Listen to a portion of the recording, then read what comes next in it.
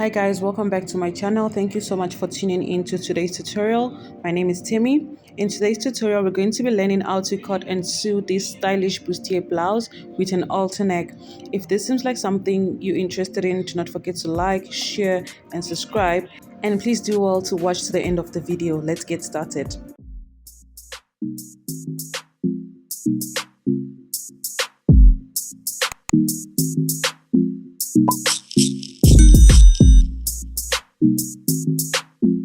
So I'm going to be making use of this crepe material, and I have my zipper, my scissors, my chalk, my ruler and my tape.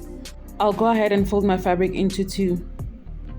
On fold, I have my hip measurement divided by 4 plus 3 inches allowance, which is 13.5. From the top of my fabric, I'm going to go ahead and rule out a straight line. This is going to be the starting point. I'll start taking my point. Because this top is a tube, I'm going to start from 7 inches. So you can go as high as 6 or 6.5. Then my full length will be 25.5. I'm just going to replace the 25 here as well. And I'll go ahead and use my ruler to connect the points.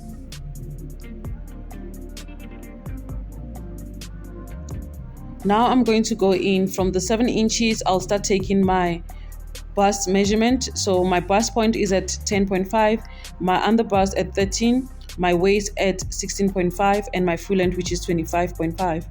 I'll repeat the same thing right here, and I'll go ahead and use my ruler to connect those points.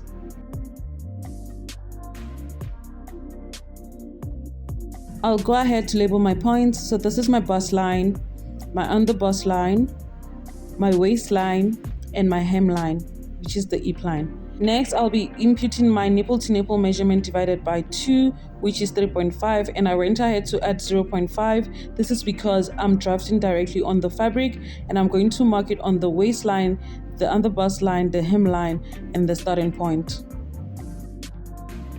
I'll go ahead and use my ruler to connect those points.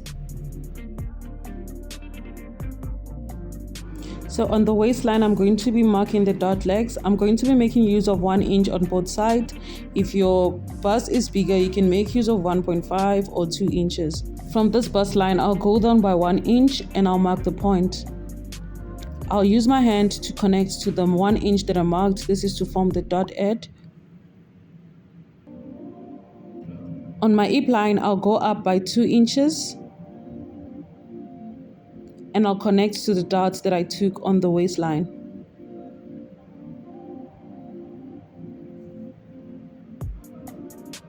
After marking this point on the starting line, I'm going to go ahead and impute my dot, which is going to be 0.5 inch on both sides. This is to avoid gaping on the top of the blouse. I'll then connect this into the bust line. Now that we're done with this, we're going to impute our body measurement. On the starting point, I'm going to impute my bust measurement divided by 4, which is 9. And I'm not going to add this dot because we don't want that part to gape. On my bust line, I imputed my bust measurement divided by 4, which is 9. On the waistline, I imputed my waist measurement, which is 7.75. And I'm going to replace the dots that we have in between, which is 1.5 inches, and I place it right there. On my hip line, I'll mark 9.5, which is my hip measurement divided by 4. I'll then proceed to add my sewing allowance, which is 1.5. I'll mark the 1.5 all around the point, and I'll go ahead and use my ruler to connect this point. So for the hip line, you can go ahead and extend your hip measurement so you don't make it too tight or too close to your body. But I'm just going to leave mine this way.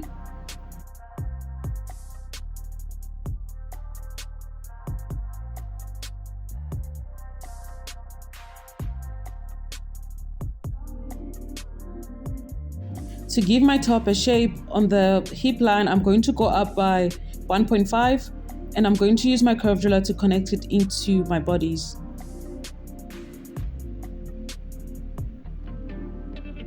So this is the shape that I have. I'm just going to go ahead and cut this out.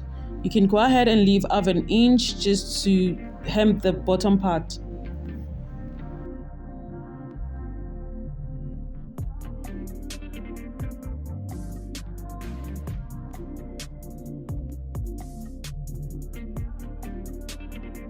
When you open it up, this is how it's going to look.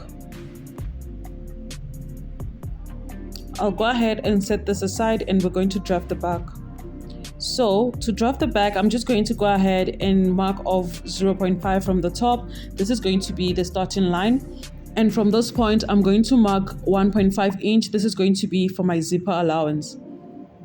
I'll roll out a straight line. And I'm going to go ahead and label this the zip. Now I'll start marking my point.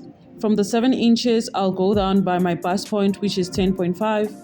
My waist point, which is 16.5, and my full length, which is 25.5.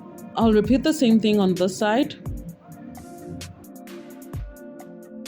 and I'll use my ruler to connect those points.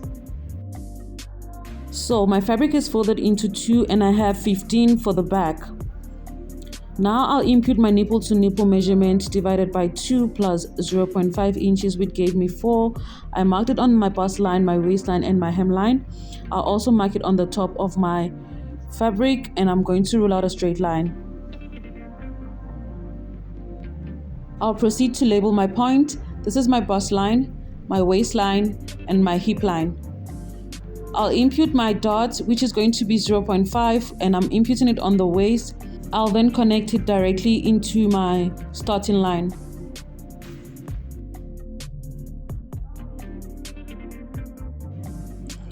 On my hip line, I'll go up by 2 inches as we did in the front. I'll connect this to meet my dot legs. And I'll go ahead and start imputing my body measurements. On my starting line, which is also the chest line, I'll impute my bust measurement divided by 4, and I'll mark 0.5 for my dot. And on my bust line, I'll mark my bust measurement divided by 4, which is 9, and I'll replace the dot. I'll mark my waist measurement, which is 7.75, and replace the dot.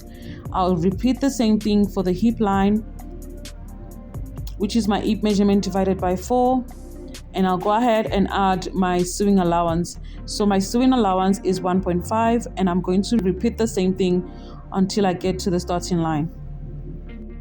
Now I'll go ahead and connect my points using my ruler.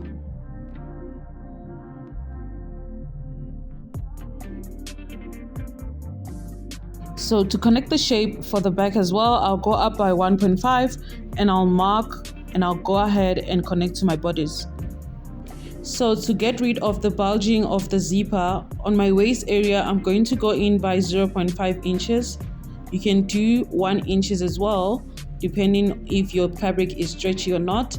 Then I'll go ahead and connect directly to my top and down to the hip line.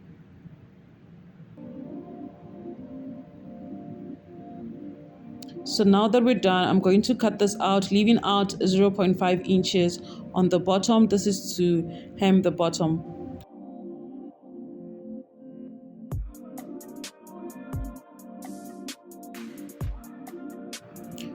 And this is what we have. So you're going to have 4 pieces. Each piece has 2, which is the center back and the side back. So this is what we have. Now to start stitching, I'm going to place them on each other, right sides facing each other. I'm going to go ahead and stitch by 0.5.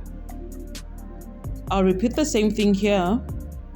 I'll stitch by 0.5. And for the front piece, I'll open it up and place them right sides facing each other. And I'm going to go ahead and stitch as well by 0.5 inches. So I'll place them this way and stitch all around. I'll then repeat the same thing to the side as well. And after stitching, this is what we have. I went ahead to also give it a good press to open up the seam. This is how my back looks, and this is how my front piece looks. Now to cover the raw edges, you can either cut out the same fabric to use as the lining, or you use your bias tape. So I'm going to be making use of this white bias tape. I'm just going to place it on the right side and further fold it inside and then stitch by 0.5 inches. I'll repeat the same thing for these back pieces. I'll place the bias tape to close up the red edges. So after closing up, this is what I have for the top. So I left the bottom part because we're going to be stitching that once we're done joining the fabrics. So to get the halter neck, Remember, we left 7 inches. We started our top from 7 inches. So I'm just going to place it this way slantedly. And when I place it slantedly, I see that the ending point is about 10 inches. So for me to get how long I want, I'm going to be making use of 27 inches. This is because I do not want it to be too tight on my neck. So for the length of my fabric, I have 27 inches, and for the depth, I have 5 inches. I'm going to go ahead and fold this into 2 and stitch by ½ inch. After stitching and ironing, this is what I have. To get the placement of my halter neck, I'm going to go down by 1½ inches. So from this edge, I'll go down by 1½ inches. I'll also mark the same thing on this side. So I'm going to place this wrong side facing my fabric, and I'll place it on the 1.5 inch that I marked. I'll do the same thing on this side. So I'm just going to repeat it. I'm going to place it this way and pin it down. I'll repeat the same thing for this side, making sure that the part that is stitched is facing the fabric. So I'll pin this down. Then I'll go ahead and bring in my back pieces. I'll place my fabric right sides on each other. I'll do the same thing on this side. Then I'm going to go ahead and stitch the sides. After stitching, this is how it looks. The next thing is to work on the bottom part. And to work on the bottom part, I'm going to open up and bring in my bias tape. I'll place it on the right side, and I'm going to further fold it in by ½ inch to cover the raw edges. This is what I have after closing up with my bias tape. So this is how the top is looking now. The last thing to do is to insert my zipper. So I'm going to be making use of this open and close zipper. I'm going to go ahead and stitch it on the areas that we left the zipper allowance. And after stitching, this is what I have.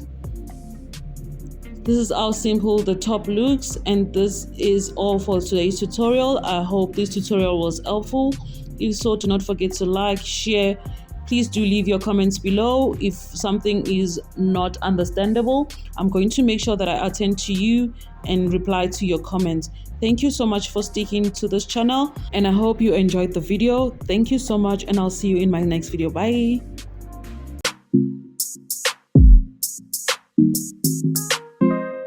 It's fake Mars.